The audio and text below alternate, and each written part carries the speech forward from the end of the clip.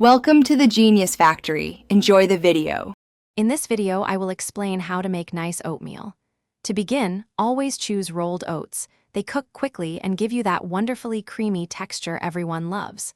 For the perfect consistency, remember a simple 2-to-1 ratio, 2 parts liquid to 1 part oats. And here's a pro tip. A tiny pinch of salt really brings out the natural sweetness and depth of flavor in your oatmeal. It makes a big difference.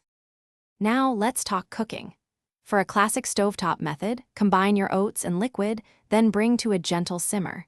Cook for about 5 to 7 minutes, stirring frequently to prevent sticking and ensure even cooking. If you're short on time, the microwave works great too. Heat for 1 to 2 minutes, stirring halfway through. Always adjust the cooking time slightly to achieve your preferred thickness. Once your oatmeal is cooked, it's time for the fun part: toppings.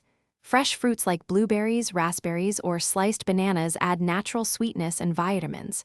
For an extra touch of indulgence, a spoonful of honey, maple syrup, or brown sugar works wonders.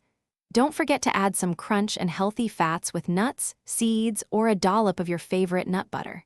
Get creative. For those busy mornings, consider making overnight oats. Simply combine your ingredients in a jar and let them chill in the refrigerator overnight for a ready-to-eat, no-cook breakfast.